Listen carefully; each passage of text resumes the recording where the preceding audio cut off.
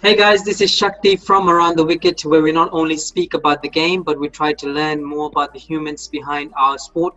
And I'm really excited today to have former wicketkeeper batsman of Western Australia and Australian cricket team, and now the current coach of the Netherlands national men's team, Brian Campbell. Thank you so much for joining me on Around the Wicket. No worries, buddy. Great to be here.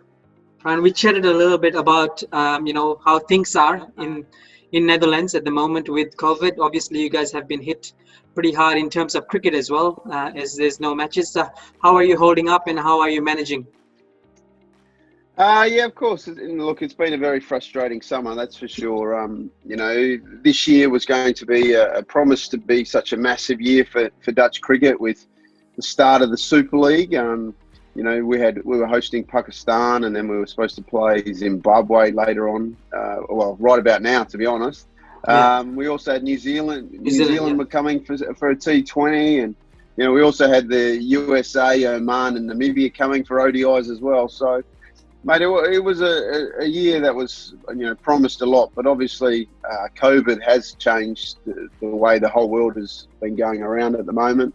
When I sit here and I have a moan and a groan about cricket and us not playing some games when, the whole world's economies and, people losing their lives and stuff is obviously so much more important than our worries. But, it's been tough. Look, at the moment here in the Netherlands, I know that, you talk about the Melbourne lockdown and cases in Australia and stuff where we have 1,000 cases a day going on at the moment. Wow. I think I read, or 1,000 a week or Wow. something. I saw, and we're not locked down. So obviously, different countries are looking at it in different ways.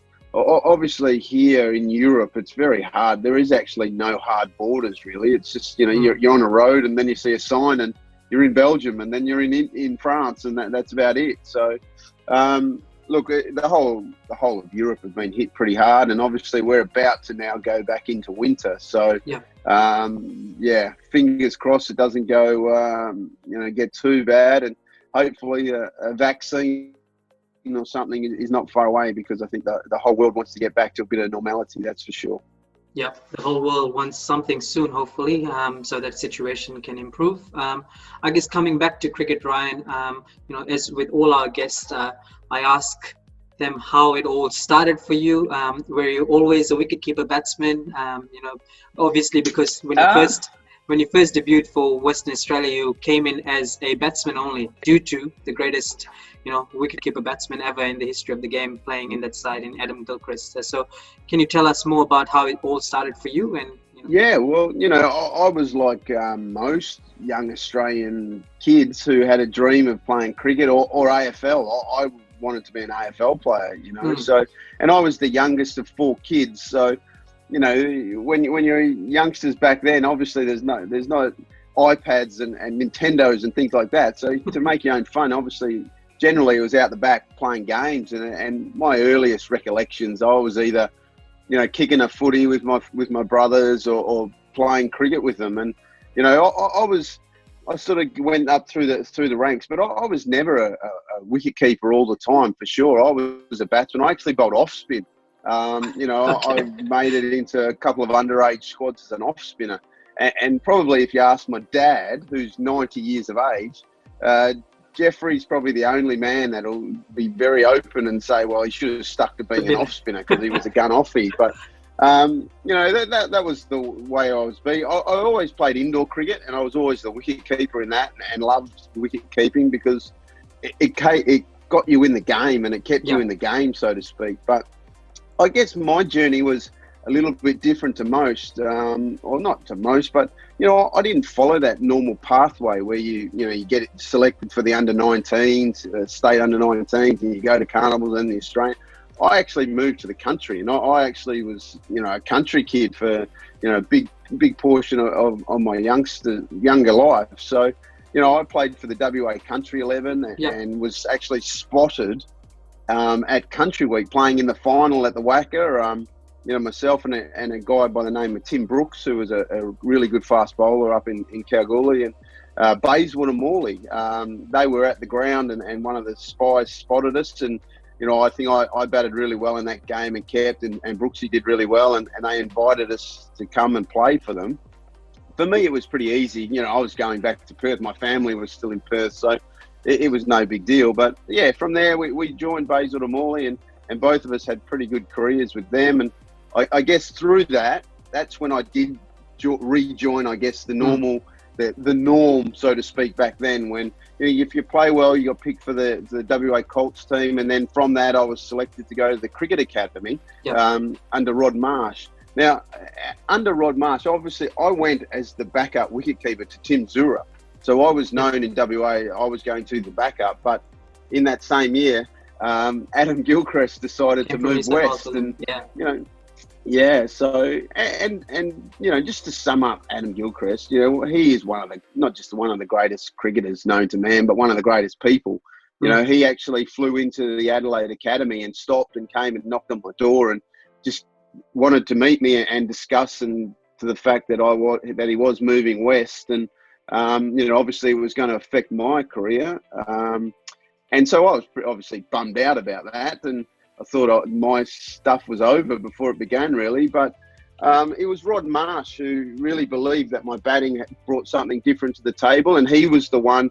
I'd never even opened the batting before, but he opened the batting with me. I think it was a game against England, where the academy side beat England 2 days in a row. And once I had sort of gone about my business as an opener, and I was always aggressive, and that was the way I played. But that's where he sort of sunk the seed that I was going to be an opening batsman. And instead of, and again, I can look at now and say, look at me, how great I was. But the facts were, I was faced with a decision. I could either mope and groan and be a second wicket-keeper to Adam Gilchrist. And at the time, I didn't know if he was going to play for Australia or not, but I wanted to play cricket for WA. And if it meant I was going to be the best batter I could be, and that was an opening position, then, I did everything I took to do that. And, the coach at the time, Wayne Clark, he felt that WA needed an influx of youngsters. And the year before, Michael Hussey had played, and Simon Kadich had been put in the team. And,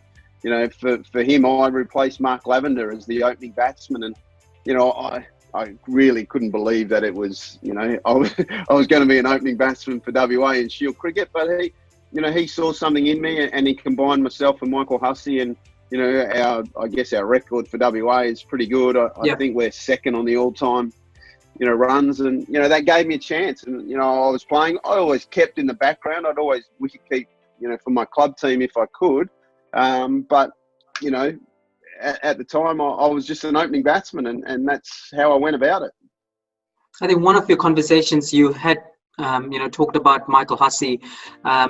You were almost like a pioneer of attacking batsmanship when opening the batting, and your Shield form was amazing before your injuries, came into play, I guess. How was it, playing with someone like Michael Hussey? And do you feel that you could have achieved a little bit more if it wasn't for injuries, and if you put your head down, I guess? Well, to sum Michael Hussey up, we were great friends from a long time before, and we'd played underage cricket in the WA country at the Colts, together. So we knew each other really well, but we were just two different characters. And Wayne Clark, like I said, who was, he coached pretty much a dominant WA team from being where we hadn't had much success, where, we had the guys like a Michael Valletta and Jeff Marsh, and all these guys had sort of been phased out of the team. And, he brought in a whole different aspect to it. And he knew that Michael and I could do the combination, but he also knew that we were different people. So, for instance, when I first got selected to play, I actually thought I was batting down the middle, because they also picked Murray Goodwin for the same game. And, Wayne didn't tell me. He literally didn't tell me until the morning of the game. He sat myself and Michael Hussey down and said, "Oh, by the way, Ryan, did you know that you're going to open the batting today?" And I kind of went, "What are you talking about?" But he had already spoken to Michael Hussey about it. So Michael straight away pulled out a big list. Mate, he had a list he had already organised. He had thought through the whole process, and this is what we had to do to be successful. And this is what we were. And that was the two of us. And, you know, whatever Michael would say to me, my return sort of serve was, let's just get to 10 as fast as we can. Let's just get to 10 as fast as we can. And, you know, that's how we went about it. We obviously, he could also see when my blood was boiling that I wanted to go faster and harder. He would, you know, try and slow me down. But in the same thing, I was also his shield because, you know, Mike wasn't a known stroke maker at the time, and he could get bogged down very easily. But, you know, with, I guess, me scoring at one end, that just took the pressure off him to play the way he played about it. You know, together we formed, and that's what forms great partnerships. It's, you know, you don't have to be the same. In fact, you probably don't want to be the same sort of player. And, you know, that's where it went about. Now, you know, you sort of talked to me about my career and the injuries and stuff, but it probably wasn't the injuries that sort of stopped my batting to the point where I was considered as one of the opening batters of the future. It was more that as soon as Adam Gilchrist got selected for Australia, I then had to go back to being the wicket-keeper because, you know, WA didn't want to go outside what they had. They felt I was the best wicket-keeper and my batting was suited. At the time, there was a few occasions where I actually opened the batting in Shield cricket and wicket-kept, which was, I know Alex Stewart did it a few times, but, you know, there were times where I would be wicket-keeping for probably a day and a half when opposition teams made 500, 600, and then you have 10 minutes to strap your pads on and go back out. And it just mentally, you know, and physically, it just wasn't possible. And I guess that was when the decision was made that I was going to go down the order and just become the wicket-keeper and bat. You know, I batted 5 or 6 or whatever. I wasn't probably the traditional bat at number 7 wicket-keeper, but, you know, that then put me in the circle of, okay, he's a wicket-keeper batsman now, and I'm up against Adam Gilchrist. And the facts were I became Gilly's backup for Australian cricket, and I sat there and waited, and he never got injured, so I never played, which, again, you know, like I say, a lot of people will say, oh, poor me, but, you know, the facts are I played a lot of cricket for Western Australia in the time, and, you know, the guy behind me never got a chance to even do that. So, you know, I look back on my career with a lot of fond memories and playing in a team, not just for WA, but actually playing in an era of Australian cricket that was so dominant at the time. And, you know, the test players would come back for us. Obviously, we had Justin Langer, Damien Martin, Adam Gilchrist, Brendan Julian played a lot of test cricket. You know, they would come back and say very clearly that playing Shield cricket was a lot harder than test cricket at the time because, you know, Australia was such a dominant force and cricket around the world wasn't as good. And, you know, England were going through a bad period. South Africa were coming along. The West Indies fell off the radar a little bit. India, of course, was always a great, well, as Steve Waugh called it, the last frontier, so to speak. But, you know, those real day in, day out hard slogs in test cricket sort of became a thing of the past.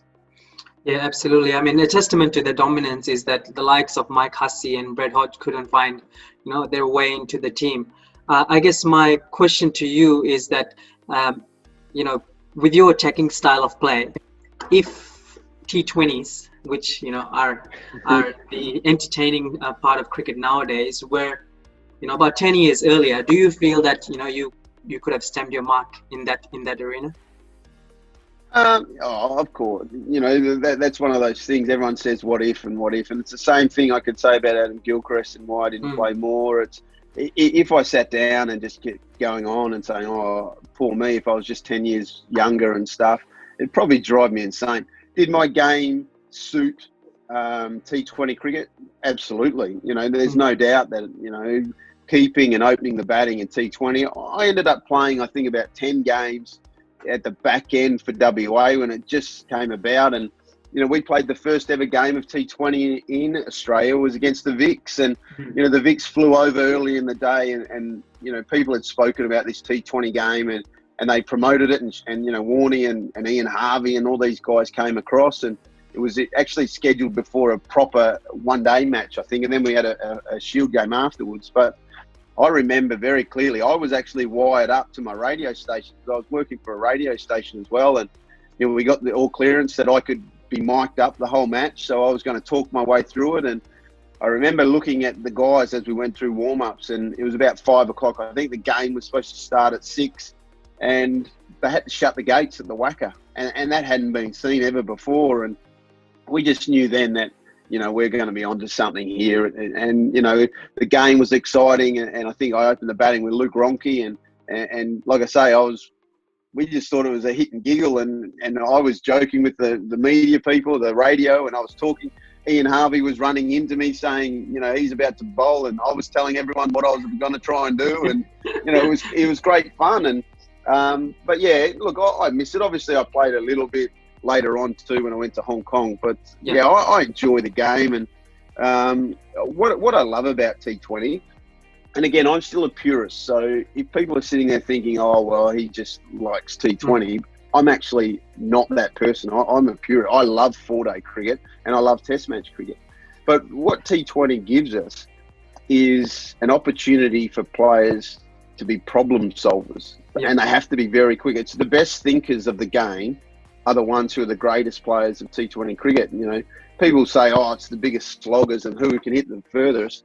It actually doesn't work like that. It's the real good players, the Kane Williamsons, the Virat Kohlis, the Sean Marshes of the world. Obviously, you've got a David Warner as well thrown in there and a Chris Gale, but they bat their best when they actually bat properly and play good cricket shots. So that's what I love about the T20 game. And what I do, and the other part that I love, is that the bowlers have had to come up with amazing plans because, let's be honest here, they're not given much chance. You can only use one bouncer. You got these lines that if they go outside of them, it's a wide. And, you can only have 2 outside the circle for the first 6 overs. No balls of free hits. There's everything is stacked up in favour of the batters. But I think there too, the best problem solvers as bowlers have, come through and have made it. And let's be honest, when we first came about, everyone said that spinners, it would be the death of all spinners. But, they hold the most wickets. Yeah. I think in the top 10, I think there's 8 of the top 10 are spinners. So, look, it's a good game. And obviously the crowd love it. I don't like the fact, I know this is a bit political, I don't like that we're now going into T10 and 100 ball over thing. I think we're changing it a bit too much, but I enjoy the game and I enjoy for what it is. Yeah, absolutely. Wrist spinners are coming to the fore in T20s, so that's good to see. One thing that you stated, but you said you didn't represent Australia. You did in 2002. You played a one-day series against New Zealand. Did you feel that you were ready at that stage? And I guess obviously it was Adam Gilchrist taking a break. But did you feel that you probably had it more in you to represent Australia a little bit more? Yeah, absolutely. I just felt that back then, because the team was so solid, you had to be very good at your game and post unbelievable numbers to even get a crack. And I heard you speak before about Hussey and Hodge, and there's guys like Jamie Cox and Martin Love and Dean Hills and these guys who probably people have never even heard of. They were making 1,000 runs every year in Shield cricket and not getting a look in. So what does that mean? It actually means their game is in order. And I think today, if I could have one sort of swipe at anyone, today when your team's not going so well, there's this urgency almost by selectors to be seen that they're doing something, and they'll blood youngsters and, they'll pick a 21-year-old or a 22-year-old. And, that's great. But what it is doing is a lot of times setting them up to fail because they actually don't know their game enough. And I think Michael Clarke was a great example of that. Michael was such a talented youngster, and we all knew. We saw he played his first game against WA at 17, and we walked away from that game knowing that this kid is going to be an absolute superstar. And but he debuted at 19 or 18 or 19, but then he got caught out. He got found out, and people changed their bowling strategies and they worked it out, and then he got dropped. And at that point, it's very easy to lose someone like that. He obviously had a great mental attitude to the game and we worked really hard and got back in, and away it went. But, the world of cricket is littered with youngsters who are thrown to the wolves, and instead of just letting them nurture, let them keep working. And I know Michael Hussey and, says it very clearly.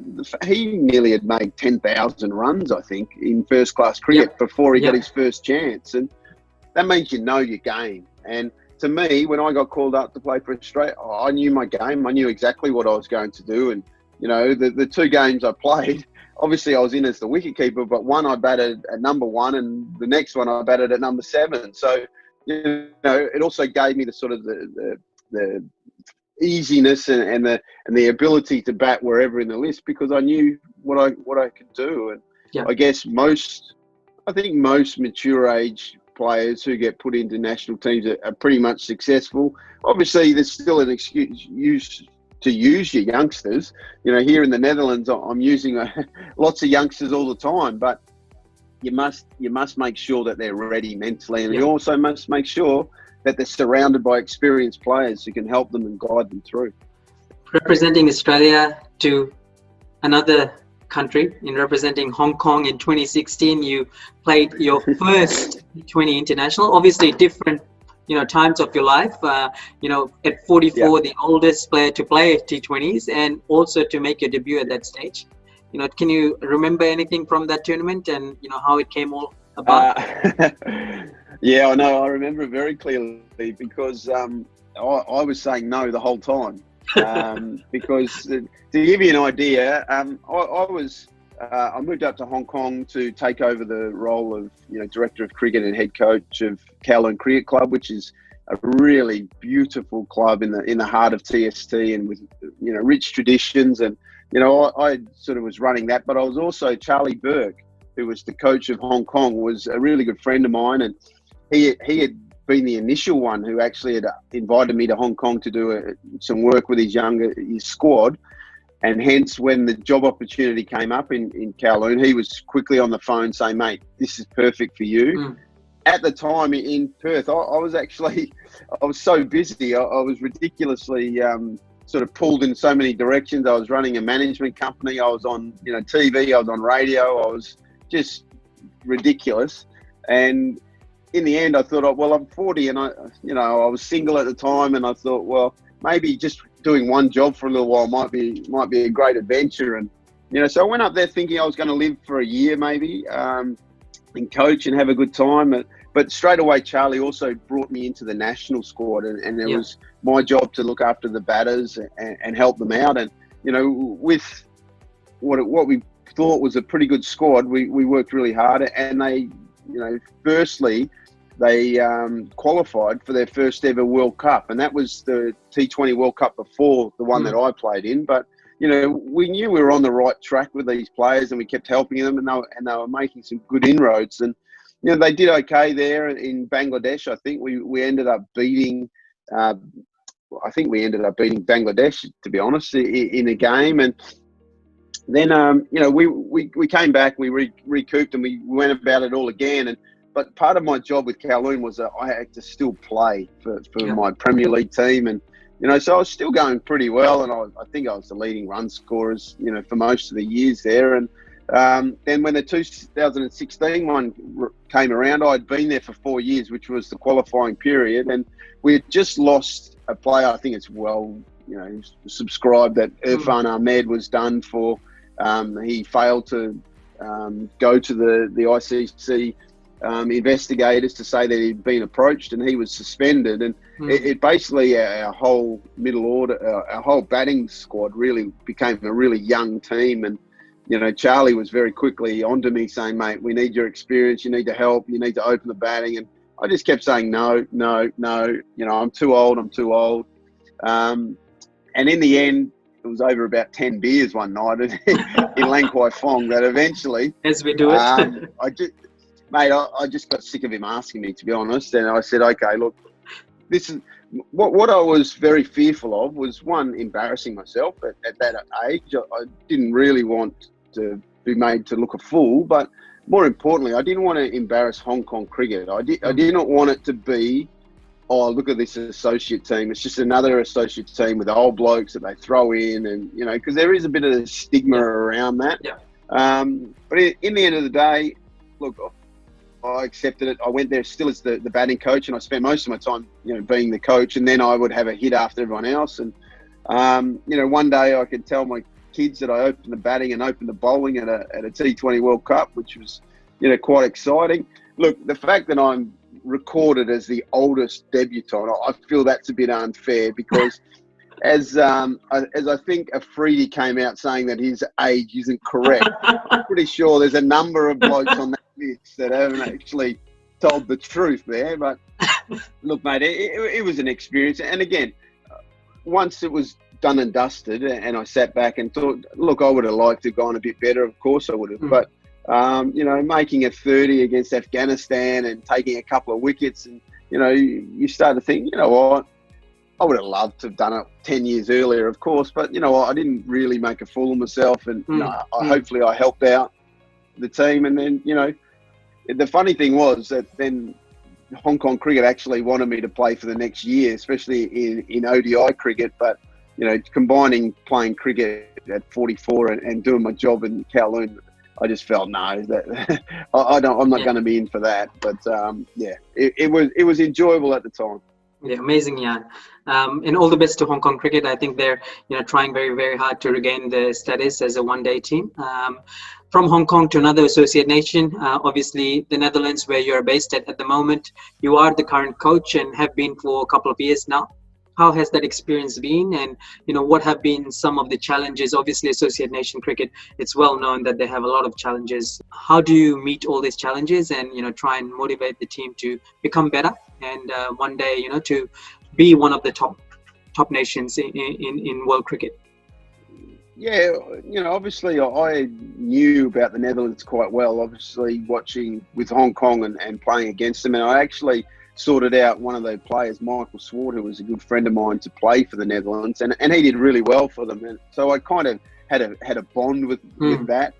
Look, associate cricket is tough because, as you sort of spoke about there with Hong Kong trying to sort out and get their ODI status back, unlike not proper cricket, but full members, when full members play, if they have a bad tournament or if they have a bad 20 games, the facts are nothing happens. They might lose a sponsor. Yeah.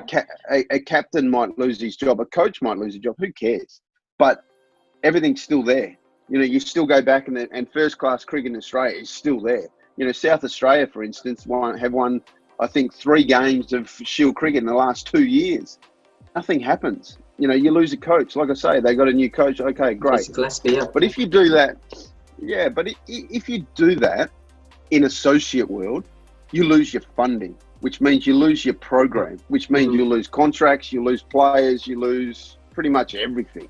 So to deal with that pressure is a great learning curve, and it's given me a great grounding to coach that you're constantly under pressure. There is no easy games, and there is no just we're gonna just we don't really need to win this. It's okay, everything will be fine. But that doesn't happen, and through that, I felt when I looked at the Netherlands, I felt they still needed a rather heavy dose of professionalism, which I think they had just been thrown together a little bit, and the locals just played when they played, and I got the sense that when they went on tours, it was a bit of a holiday. So basically, I've tried to add a bit more of a steely undergrowth to the squad, and I also knew that I needed to extend the player list because their depth of talent wasn't as strong, and you probably would have the same 8 or 9 players playing all the time. Didn't matter what their performance was like, and so I hate that. I just don't like it at all, and I made it very clear that I will go on numbers and I will go on players' performances, and I will be trying to push as many youngsters as I can. And I think we won the World Cricket League, which was a fantastic opportunity for us to then become that 13th team in the Super League.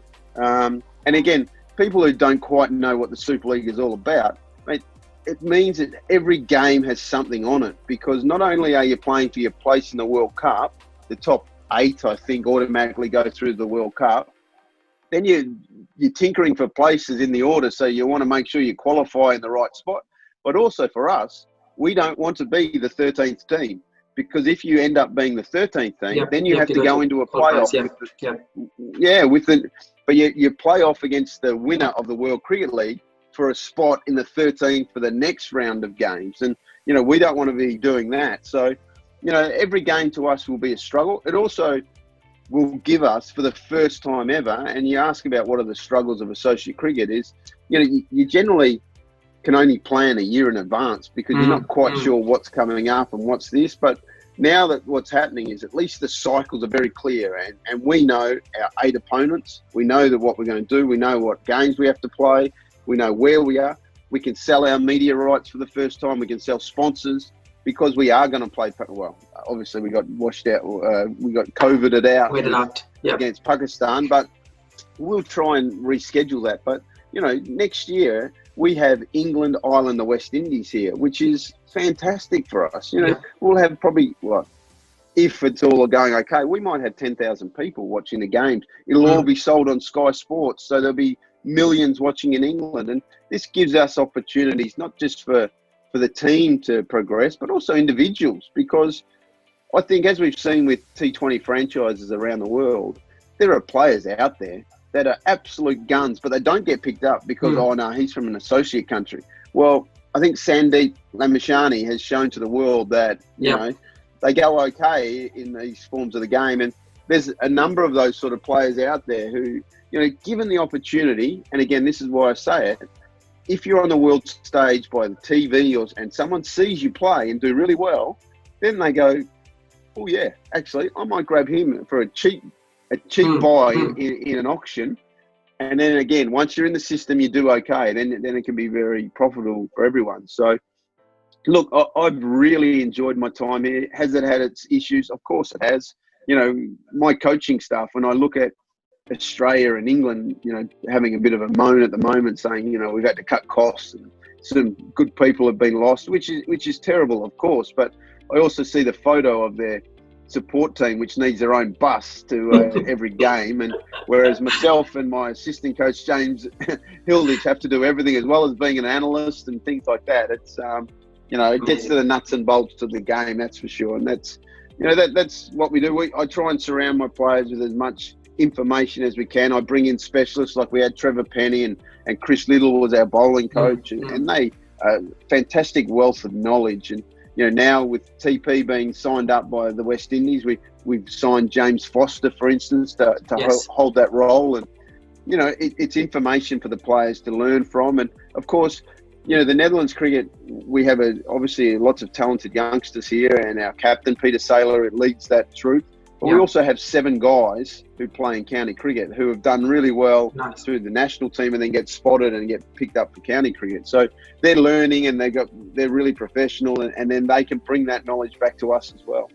Yeah, hopefully we can see more Ryan Ten-Doskotis, in the Netherlands lineup, young guys, and all the best to them. In terms of coaching, what is something that you have learned with coaching, which you probably didn't appreciate when you were as a player, that you are trying to practice now? Very much about, I reckon when I looked at my cricket, I had game plan A when I batted, and that was it. I just went and I went and I went. Whereas I guess as a coach, you also have to take a step back and make sure that there's plan A, B, C, D, E, and F. And also, how do you, I spoke about myself and Michael Hussey being different people. And at the time, I didn't think much of it. But, when you have a squad of, for instance, at the qualifiers, we take 15 to the World Cup qualifiers, that's 15 individuals. And they're 15 different guys. And you have to learn, you have to be a great man manager, you have to learn their strengths and what makes them tick. If I tell Ryan Ten-Doskotis that he's had a bad day and drop a few swear bombs at him and give it to him, well, okay, he'll take it on the chin and walk away. If I say that the same thing to a Philip Boussavein who's here, who's 18 and is a young leg spinner, mate, he might sit in his corner and cry for the next week and just be totally depressed. But that's the different worlds we live in. The youth of today are different. So you do have to be a very good man manager. And I think when I look back at my 3.5 years so far with the Netherlands, I think I've become a lot better man manager. And I think I know what makes players tick. And that's the important part of having good and competitive teams. And the facts are we still need to install some pillars of truth and where we stand from. What are the foundations of the Netherlands, and how do we go about playing our cricket? And players that don't mould into that, they also need to be told that, you know what, yes, you can be an individual, but if you don't fit into what we're doing here and don't believe in it, then you're just not going to be around. And that is one of the harder things of the job, of course, is telling people the bad news. And also, you know, we've had, you know, in my time, Peter Boren was just an amazing leader and captain, but, you know, it was one of those times when, you know, we needed to, probably a change of direction when we didn't quite make the World Cup qualifiers in the 50 overs, when we, you know, played poorly in Zimbabwe.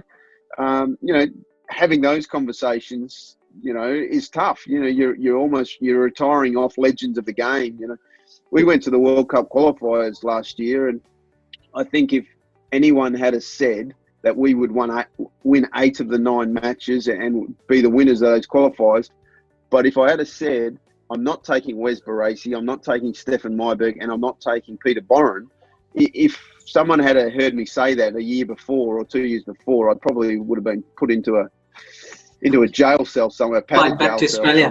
Somewhere. Yeah, pretty much. But, you know, I think everyone here believes in, you know, thinks about what we're doing and believes in the path we're going on. And, you know, I've got good people around me here as well who trust what we're doing. And, you know, just to throw that in, you know, leading into those qualifiers, we played 27 players leading up to it. We didn't call back any of our county players. We played solely with the guys that were here, only because we needed to give them opportunities to be selected, and we needed to harden them up for cricket when we don't have our county players. And, you know, we lost a series 4-0 to the UAE, and I've no doubt that people were thinking, what are we doing here? And, you know, our world ranking slipped and stuff, but we found what we needed to find out of that group. And we, you know, 4 or 5 of those players made the squad in the end and did a really good job. And you know, at the end of the day, we won the qualifiers, which is what our number one goal was. But that takes a bit of faith from people around you. And thankfully I've got that here. And, you know, we've got a lot of stuff to do now. You know, we haven't played for over, I think it's about 310 days now since the last time the Netherlands played a game all together. And that's tough. And, you know, looking ahead, it may not be for quite some time. And, you know, somehow we need to be ready for when we play England in May 2021. Yep, Ryan. So obviously COVID has halted a little bit of the momentum due to, you know, not enough games being played now with Netherlands. You know, they showed a lot of signs of improving, as you mentioned, during the qualifiers. I guess collectively and individually for yourself, you know, what have you set out in terms of making sure the boys are still ready, you know, when it does happen? And what are your aims in this near future? Yeah, the toughest thing for me has been to train without the promise of competition. You know, we got together, I think June 6th was the first time the Dutch government allowed us to start being outdoors and training in a very small select group. So, and then obviously we'd found out that by that stage, the chances of us playing international cricket were pretty slim. But our players here in the Netherlands really put their heads to the grind, so to speak, and really worked. And what we tried to do is work on their individual games and how we can prepare them for major cricket. But again, if you're only playing each other all the time, it is kind of hard to do that as well and to replicate that. And sometimes one of the issues is that, you know, if you don't see anyone else play, you actually think you're going fantastic. And, you know, the standard of top classer, for instance, here, you know, the club cricket, it dipped greatly this year, obviously, because there was no overseas players in the competition because no one flew them in. And, you know, for instance, my Max O'Dowd and Scott Edwards, who's 2 really key important parts of our players, they weren't allowed to leave New Zealand or Australia because they weren't allowed out of the country. So that took away a lot of our depth of talent, which made it tough to, you know, replicate those hard things. So what we tried to do is really look at our next generation of, like, our under 18s who next year become the 19s and have to qualify for a World Cup. So we decided to spend as much time as we can trying to improve them by playing the national squad, and put them under the pump, and just to try and harden them up a little bit, because from that, there's, without even thinking, there's probably 3 of those players already will probably play in the national team in the next year or so. So, mate, from that side of things, it was great. From the other side of the coin, someone like a Peter Saylor, Steph Myberg, who are, in their mid-30s, losing a year has been horrible. It's basically taken a year out of their careers, and to mentally and get them up for the challenge of trying to better themselves has been tough. But they're really good professionals, and they've worked really hard on their game. So again, all we can do now is keep planning ahead. We've got things in place now, hopefully for early next year and leading into the season. But again, every day it changes what's going on. Can we travel somewhere? Can we not? I've already received emails about offers to come play here, there, and everywhere. But the facts are, if we can't go there safely, because the players' safety has to be number one. And again, then you also got to ask the families a lot, because coming home, you might have to go into 14 days of isolation and things like that. So, mate, it's tough. I don't have an easy answer to that. It's one of the main things that I've tried to make sure is that the mental health of our players has been, our number one priority, and making sure that they've been split into smaller groups where they can, be talking to each other a lot more often if they do have some issues. And we've brought in a team, psychiatrists, just to help out and give them also another person to talk to. And hopefully, they're all going to be okay and ready to go. And, when we do hit the go button to start again properly and play and tour, everyone will be ready to go. Brian, I've got some questions in terms of rapid fire, if that's okay with you, to end this conversation. I'm not great at rapid fire, but I'll do my best for you, buddy. We'll try our best as well. So, your favorite cricketer currently? I love watching Virat Kohli bat. He just, it's just, as a purist coach, and I know Steve Smith is a wonderful player, don't get me wrong, but he's a guy that I don't think you could teach how Steve Smith bats, because Steve Smith is so unique, whereas Virat Kohli, you watch him and it's just that purest form of the game. And he doesn't really change his game too much in any format he plays. So, I'd have to say Virat Kohli for me is probably my number one. Question number 2 is, who was a serial pest when you were playing? Brad Hogg. You didn't even spend any time thinking about it. That's a no-brainer. Brad Hoggy, who I love dearly, was definitely the number one pest known to man. Tongue out and everything, Brad Hogg. I played in his 40s as well, like yourself. Who's the best cricket coach you have either watched or experienced, playing under? Okay, so in my day, I played a lot under, obviously, Wayne Clark. And Wayne Clark was, did he teach me how to play a cover drive or catch a cricket ball? No.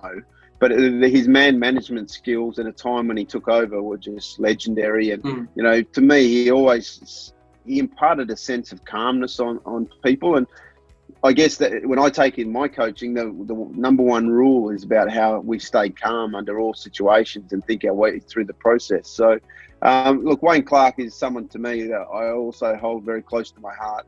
Of the modern ones, I love having Trevor Penny around my group. He's a fantastic coach and really exciting. And he brings this buzz about the way you go about the game. And so I really enjoy listening to Trevor. And to be honest, another guy that no one probably even heard of, but I mentioned him earlier, a guy like Chris Liddle, who's as a bowling coach in today's world, just brings this expertise to the job and calmness and gives great strategies. And like I say, he comes up with plan A, B, C in a very calm way and collected way, and also gives players the opportunity for their own feedback. He creates this sense of, at a post-game, you analyse yourselves. Okay, you guys talk about it. I could see it. I'm going to add stuff, but I want to hear from you. And, that's tough to get out of a player, because a lot of the time the player's just looking for an excuse, And the one thing that we do provide in today's cricket is there's so much vision, and our analyst systems and stuff. Yeah. You know, when I ask what the plan is, was it the plan that was wrong or execution? And a player goes, no, my execution wasn't wrong. And I show him the video and say, well, that's in the slot, and that's why it ended up in next week. And then there's nowhere to hide from that. So, I think he brings a really good sense of that. And I really enjoy listening to him speak as well. Again, there's so many great coaches out there that the one thing that I will say, and again, without being not nasty or negative towards other coaches, but I think when you talk about T20 franchises, it's one of those things that, you know, a coach does okay, and then suddenly he's just signed up by every other franchise because they don't want to do the research and find other good coaches. It's just, I just need that guy.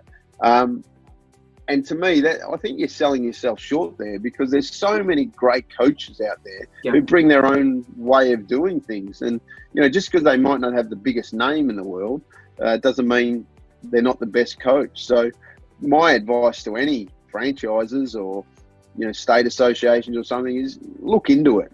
You know, don't just go for the easy option. Really work out who is best and who brings the skill set that will best suit your game.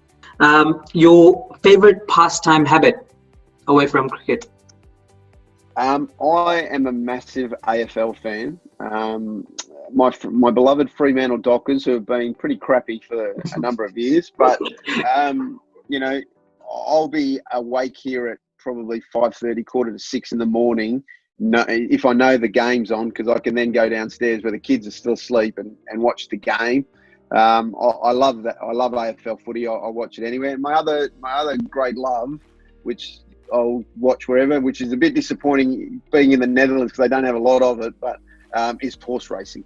I'm absolutely passionate about watching the races. I used to own a couple of racehorses.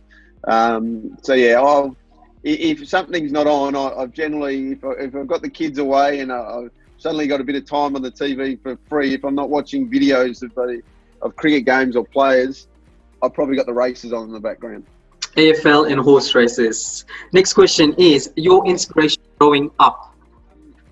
Oh, look, again, it's an easy one when you talk about great players, and I came into a time when I turned the TV on, and it was Dennis Lilly, Rod Marsh, those sort of guys, watching Vivian Richards. But to be honest, my greatest inspiration was my dad. You know, my dad was is such a wonderful man who, you know, he was a quiet country. He lived in the country for most of his, you know, junior life and stuff. And, you know, he was one of those country legends, played footy, played cricket, could do this, could do that. And, you know, he's very quietly spoken, but always, you know, would always talk about what the best thing was for our games. And he studied, if it was AFL or if it was cricket, whatever we played, you know, he would be there. He would never yell. He would never scream at you. Yeah. He would never, you know, make it like, you know, those ugly parents that you see at the games nowadays, unfortunately. But, you know, he'd be there quietly sitting in the kitchen when you got home, you know, and have a chat. And, you know, to me, he was probably my greatest inspiration, and he'll always will be. It's not surprising, Ryan. And most people that I've interviewed, actually, they say it's their dad or mom. So, you know, it's a common answer. The next question is, if you had 3 people that you would like to invite over for dinner, who would those 3 people be? It wouldn't be Brad Hogg, that's for sure. I don't know. I think it's like everything. I'd love to know information. So I'd love to be sitting with Barack Obama or someone like that, and you know, just talk about life behind the scenes at the White House. What really goes on that. You know, I guess if you wanted a really good conversation, you would invite Donald Trump at the other end, so you could really have a crack at everyone. But yeah, that'd be interesting. But you know, people like that, and of course, it's always great to talk to great sportsmen of the past. If it's, I don't know, it could be a cricketer, it could be a golfer. I don't want to sound like cliche and say, Tiger Woods or whatever.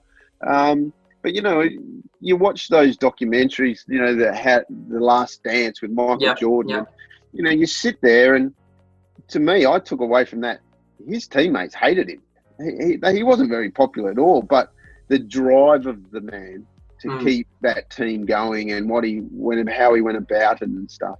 Mate, that's just interesting, you know. I'd love to do that. And the other one, out of left field, if I could have a fourth, I'd probably ask Marilyn Monroe to come, because I'd love to know a few stories about her. She seemed to have a really good time in such a short lifespan. Yeah, I'm sure she'll have some wonderful stories. Your favorite place to play cricket? I can't say anything more than the WACA, because I just loved that place, and you know, it was a massive part of my life, you know, for probably 15, 20 years. So yeah, the WACA would definitely be number one. I love the Sydney Cricket Ground with its history. You know, a lot of people say the MCG, and that's fine, but MCG to me was always a bit too much of a coliseum and I don't know, lacked a bit of character, whereas the SCG and the WACA are those sort of places. Of course, the one that I'll also throw up, the Campbell Cricket Club, is one of the great grounds of world cricket. It's valued at, I think, $1.3 billion US, because it's right in the heart of, you know, TST.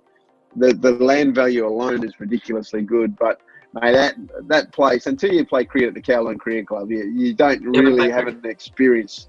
You haven't played cricket, so yeah, that's also up in my top of my list. Awesome. Final question is, what's your favorite innings that you have played?